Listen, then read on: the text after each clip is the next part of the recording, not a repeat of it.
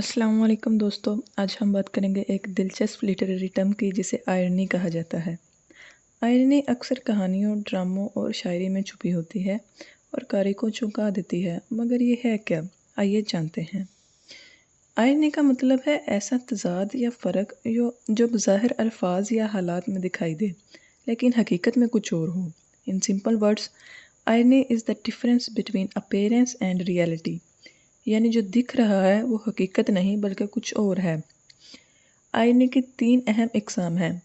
Number 1, verbal irony. जब कोई शख्स कुछ कहे लेकिन मतलब इसका उल्ट हो। मसलन तूफ़ान में कहना कितना अच्छा मौसम है। नंबर 2 पे है सिचुएशनल आयरनी। जब हालात तवक्का के बरकस निकल आएँ, मसलन एक फायर स्टेशन का खुद जल जाना। नंबर 3 पे है ड्रामेटिक आयरनी। जब नाज़रीन या कारी को कुछ मालूम हो मगर किरदार लाइलम हो। मसलन शेक्सपियर के ड्रामा ओथेलो में नाज़रीन जानते हैं कि लेगो धोखा दे रहा है मगर ओथेलो नहीं जानता। शेक्सपियर के ड्रामों में आयरनी कसरत से मिलती है।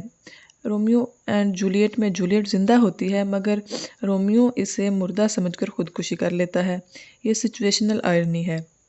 उर्दू अदब में पतरस बुखारी की तहरीरों में भी वर्बल आयरनी मिलती है, जहाँ वो मज़ाहिया तज़ाद के ज़रिए तंज़ करते हैं। आयरनी कहानी को मज़ीद दिलचस्प, गहरा और मौसर बना देती है।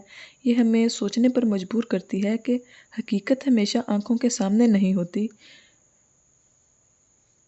बल्कि बाज़ औक़ात जो हम देख रहे होते हैं वो झूठ भी हो सकता है।